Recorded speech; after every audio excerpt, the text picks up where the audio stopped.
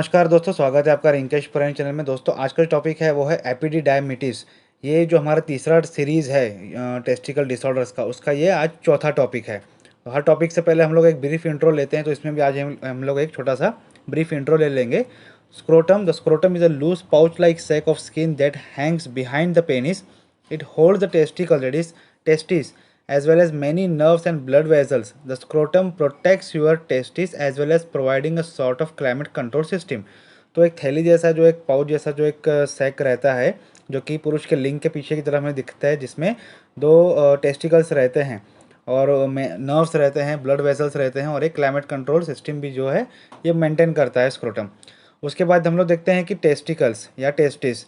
तो testes are the oval organ about the size of a very large olive that lies in the scrotum, secured at either end by the structure called a spermatic cord.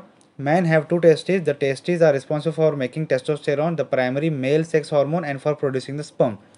Within the testes are coiled masses of tubes called seminiferal tubules. These tubules are responsible for producing the sperm cells through a process called spermatogenesis. तो दो अंडा shape में जो testis हैं वो दो रहते हैं हर पुरुष में, स्क्रोटम के अंदर रहते हैं। स्पर्मेटिक कॉर्ड जो है उससे जुड़ी रहती है, और जो टेस्टोस्टेरोन रहता है, जो प्राइमरी सेक्स हार्मोन है, और स्पर्म है, ये टेस्टिकल्स के अंदर ही डेवलप होते हैं। ये रिस्पॉन्सिबल रहते हैं इसके डेवलपमेंट के लिए। उसके बाद हम लोग देखते हैं कि जो सेमिनिफेरस ट्यूबुल्स रहते हैं इसके अंदर के लिए, जो कि स्पर्म प्रोड्यूस के लिए हेल्पफुल रहते हैं, और ये जो स्पर्म डेवलपमेंट होती है टेस्टिस के अंदर, ये स्पर्मेटोजेनेसिस प्रोसेस से होते हैं। आते हैं तीसरे टॉपिक के ऊपर, जिसके ऊपर आज हमारा टॉपिक है वो है एपिडेमिस। तो epidermis is a long coil tube that rest on the back side of the each testis. It carries and store sperm cells that are created in the testis.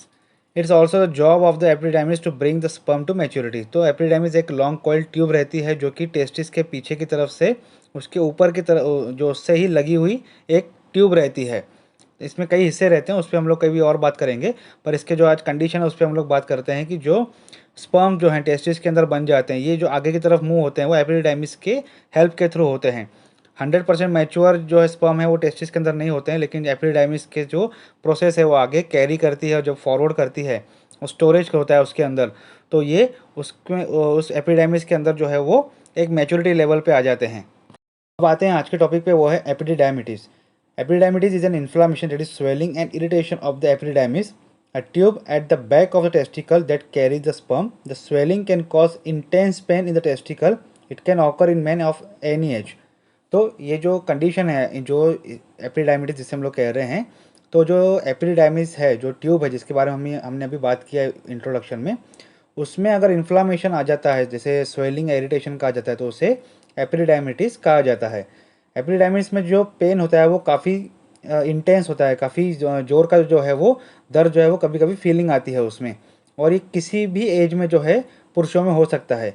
नीचे मैंने एक इमेज के द्वारा इसको क्लासीफाई किया हुआ है, आप नीचे जो है इमेज में देख सकते हैं। एक साइड जो है वो पूरा मेल रिप्रोडक्टिव सिस्टम और जो यूरिनरी सिस्टम है उसके बारे में दिखाया गया है कि किस तरीके से जो अलग अलग पार्ट्स हैं, ब्लैडर है, यूरेटर है, प्रोस्टेट ग्लैंड है, यूरेथ्रा है, एपिडिडाइमिस है, वास डेफरेंस है, टेस्टिस हैं, और स्क्रोटम, इसके बारे में बताया हुआ है। ये कुछ जो शब्द हैं वो आप याद रखिएगा, जो आगे हमें समझने में हेल्पफुल रहेगा।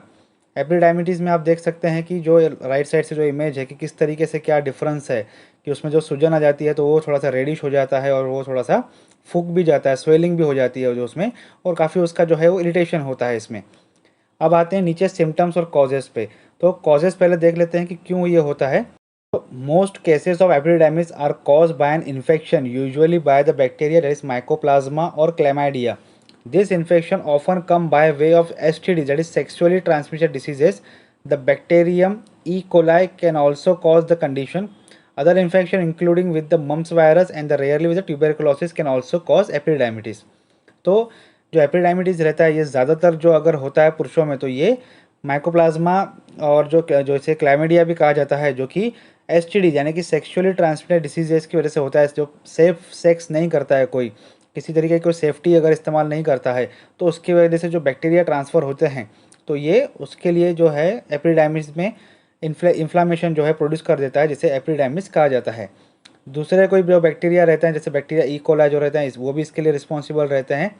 और मम्प वायरस में जो इन्फेक्शन होता है, जो बच्चों में काफ़ी ज़्यादा देखा जाता है, तो उसकी वजह से जो इन्फेक्शन फैलता है बच्चों में, या फिर पुरुषों को में देखा जाए तो उसकी वजह से भी होने का एक चांसेस है। और उसके बाद ट्यूबरकुलोसिस में भी एक कुछ परसेंटेज जो है वो देखा गया है। कहते हैं कि इसके अलावा भी और कौन सी कंडीशन है जिसमें जो है एपिडायमिटिस होता है। So sometime epididymitis occurs when urine flow backward into the epididymis. This can happen as a result of heavy lifting. Other causes of epididymitis includes blockage in the urethra, the tube that carries urine from the body, an enlarged or infected prostate gland, a muscular walnut-sized gland that surrounds a part of urethra, use of catheter, that is a tube that drains the bladder, a traumatic groin injury। तो और कौन से reason है जिसकी वजह से जो है एपिडायमिटिस होता है वो हम लोग समझ रहे हैं इसमें कि कभी कभी क्या होता है कि ज़्यादा लिफ्टिंग या ज़्यादा एक्सर्शन की वजह से जो यूरिन है वो बैकवर्ड पुल हो जाता है। तो यूरेथ्रा के वजह से जो यूरिनरी ब्लैडर से जो आता है यूरिन, तो कभी कभी वो एपिडायमिटिस यानी कि मेल रिप्रोडक्टिव सिस्टम के जो है वो बैकवर्ड हो जाता है। तो जैसे हमें पता है कि जो यूरेथ्रा रहता है पुरुषों में, ये कॉमन पैसेज है यूरिन के लिए भी और स्पर्म के लिए भी। तो दोनों जो सिस्टम हैं वो फाइनली जो कनेक्टेड हैं वो यूरेथ्रा से रहते हैं। तो अगर यूरिन जो है वो बैकवर्ड पुश हो जाता है एपिडायमिस में, तो जिसकी वजह से एपिडायमिस होता है। तो ये जो ब्लॉकेजेस वगैरह होते हैं, यूरेथ्रा कभी कभी ब्लॉक हो जाता है या कुछ और रीज़न होता है, कभी हैवी लिफ्टिंग कर लेते हैं या फिर एक्सर्शन ज़्यादा हो जाता है, तो ये भी एक रीज़न उसकी वजह से होता है। प्रोस्टेट ग्लैंड में अगर देखते हैं कि वो सूज जाता है, उसमें किसी प्रकार का इन्फेक्शन होता है। प्रोस्टेट ग्लैंड जो हमने अभी पहले के पेज में जो हमने इमेज देखा वहाँ पे आप देख सकते हैं एक मस्कुलर वॉलनट साइज ग्लैंड रहती है जो कि यूरेथ्रा के दोनों साइड अवेलेबल रहती है। कैथेटर हम लोग देखते हैं कि जो पेशेंट बेड पे रहते हैं, कभी उसके लिए जो यूरिनेशन पास करने के लिए कैथेटर लगाया जाता है पेनिस के ऊपर ताकि यूरिन जो है पास हो सके। तो अगर उसमें उसकी वजह से किस तरह का कोई इन्फेक्शन होता है कैथेटर की वजह से, उसकी वजह से भी जो है वो एपिडायमिसिस का एक रीज़न है। ग्रॉइन इंजरी जो रहती है, कभी कभी क्या होता है ग्रॉइन पोर्शन जो रहता है हमारी बॉडी में, पोर्शन मतलब जो एब्डोमेन रीजन रहता है और जो थाई रीजन रहता है उसके बीच का जो एक जो रीजन रहता है उसे ग्रॉइन पोर्शन जो है वो कहा जाता है। तो उसमें अगर किसी तरह की इंजरी है खेलने में कूदने में या फिर काफ़ी एक्सर्शन की वजह से, तो वो पेन भी जो है वो ट्रांसफ़र होता है उसमें। सिम्टम्स हम लोग देखते हैं, pain in the scrotum sometime moving to the rest of the groin, swelling and redness in the testicle, blood in the semen, fever and chills, pain when urinating. तो ये अलग अलग सिम्टम है जिसकी वजह से हम लोग ये जान सकते हैं कि एपिडायमिस में किस तरीके की इन्फेक्शन है।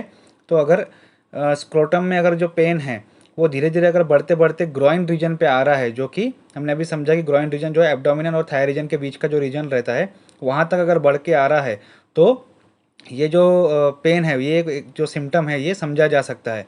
उसके बाद टेस्टिकल्स अगर बाहर से थोड़े से रेडनेस दिखते हैं या स्वेलिंग दिखते हैं, कुछ फूले हुए दिखते हैं, तो ये भी एक जो रीज़न है वो एपिडायमिसिस के लिए माना जाता है। सीमेन में अगर ब्लड ज़्यादा निकल रहा है या फिर बुखार हो रहा है या फिर ठंड लग रही है या फिर यूरिनेशन में काफ़ी तरीके का दर्द हो रहा है, तो ये भी जो है अलग अलग जो सिम्टम्स हैं ये एपिडायमिसिस के लिए माने जाते हैं। उसके बाद हम लोग देखते हैं कि diagnosis and test. To diagnose epididymitis the doctor will do a physical exam and will examine the scrotum to look for the tender area or lumps. The doctor may also order a urinalysis, that is a urine test, to look for bacteria in the urine. In some cases, doctor use an imaginary test called as ultrasound to examine the scrotum.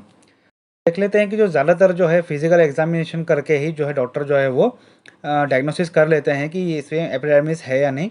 कुछ lumps वगैरह दिखते हैं या फिर जो tenderness, कुछ दर्द वगैरह अगर होता है कुछ पर्टिकुलर एरिया में, या फिर किसी तरीके की अगर यूरिन टेस्ट करवाने की अगर ज़रूरत पड़ती है या फिर कुछ बैक्टीरिया वगैरह चेक करने पड़ते हैं, तो उस कंडीशन में जो है ये फिजिकल और सिंपल यूरिन टेस्ट से भी पता किया जा सकता है। लेकिन अगर कुछ कंडीशन जो है क्लियरली अगर आइडेंटिफाई नहीं हो पाती है, तो फिर कुछ कंडीशन में जो है डॉक्टर अल्ट्रासोनोग्राफी के लिए भी रिकमेंड करते हैं। Management and treatment. Epididymitis cause by bacteria is treated with antibiotics, most often doxycycline, ciprofloxacin, levofloxacin और ट्राइमेटोप्रिम और सल्फामेथाक्सोजोल जो है, ये antibiotics are usually taken for 1 to 2 weeks. तो इस तरीके के जो अलग अलग एंटीबायोटिक्स हैं, ये जो है इस बैक्टीरिया के जो अगर इन्फेक्शन हो रहा है, मतलब स्पेशली अगर एपिडायमिटिस बैक्टीरिया की वजह से जो हुआ है, तो ज़्यादातर जो है एंटीबायोटिक्स ये जो हमने अभी स्पेसिफाई किया उसके वो चीज़ें जो है दे के ट्रीटमेंट जो है की जाती है। ये देख लेते हैं कि man who have epididymitis can also relieve their symptoms by resting, elevating the scrotum, applying ice pack to the affected area, drinking fluids, taking anti inflammatory medication for the pain. तो आराम कर सकते हैं अगर ज़्यादा दर्द हो रहा है तो स्क्रोटम को एलिवेट कर सकते हैं भाई, कुछ टाइट वगैरह जो है फिट प्रॉपर तरीके से जो अंडर गारमेंट्स आते हैं उनके बेसिस से ये उनके हेल्प से जो ये हो सकता है। आइस पैक जो अफेक्टेड एरिया पर लगा सकते हैं, लेकिन कुछ कपड़ा वगैरह लगा के उसे इस्तेमाल किया जाए। डायरेक्ट आइस पैक जो है वो स्किन पे ना लगाएं, क्योंकि टेम्परेचर भी रहता है और स्किन को भी इन्फेक्शन कभी कभी होने के चांसेस रहते हैं या आइस पैक लगाने की वजह से। तो हमेशा आइस पैक ये लगाते हैं अगर हम स्किन पे, तो कपड़े का इस्तेमाल जो है अच्छे से करना चाहिए उसके साथ। ज़्यादातर हम लोग देखें कि पानी ज़्यादा पीना चाहिए, ताकि हो सकता है वो जो बैक्टीरिया इन्फेक्शन है वो काफ़ी हद तक जो फ्लूइड्स हमारे बॉडी में वो हेल्प करते हैं उसे कम करने में। एंटी इन्फ्लामेटरी मेडिकेशन जो डायरेक्शन जो प्रिस्क्रिप्शन जो है आपको डॉक्टर देंगे उस हिसाब से वो मेडिकेशन लेना ज़रूरी है। कोशिश करें खुद होकर इसमें कोई मेडिसिन ना लें। डॉक्टर से रिकमेंडेशन लेने के बाद जो मेडिकेशन आपको रिकमेंड करते हैं वही मेडिकेशन आप लीजिए। उसको देखते हैं कि कॉम्प्लिकेशन ऑफ एपिडिडायमिस क्या है। If epididymis is not treated, complication can develop including an abscess, pus filled sac in the scrotum. The scrotum skin may open because of swelling and infection. In rare cases, epididymitis can cause fertility problem in men. Early diagnosis and treatment can help prevent this complication. तो अगर इसे initial level पे proper treatment नहीं की जाती है, ज़्यादा level तक अगर कॉम्प्लिकेशन बढ़ जाती है, तो पस जो है वो जमा होने के चांसेस रहते हैं। कभी कभी ज़्यादा ये पस बढ़ जाता है तो बाहर जो है स्किन डैमेज भी हो जाती है स्क्रोटम की, और पस जो है बाहर भी आ सकता है। तो अगर ये एपिडिडायमिटिस में अगर ज़्यादा बढ़ जाता है, तो जैसे हमें पता है कि ये स्पर्म को स्टोरेज और कैरी करने का काम करता है, और स्पर्म की मैच्योरिटी में भी ये एपिडिडायमिसिस रिस्पॉन्सिबल रहता है। तो एपिडिडायमिसिस में अगर किस तरीके का इन्फेक्शन आता है तो ये फर्टिलिटी में भी प्रॉब्लम जो है, मेन में जो पुरुषों में जो नपुंसकता की जो कारण रहता है उसका भी एक ये कारण बन सकता है। उसके बाद हम लोग देखते हैं कि prevention. You can reduce your risk of developing epididymitis by using condom during sex, avoiding strenuous lifting और physical activity, minimizing long period of sitting. तो लंबे समय तक आपका सिटिंग का काम है तो उसे थोड़ा अवॉइड कीजिए, थोड़ी सी आप मूवमेंट करते करते अपना काम कीजिए।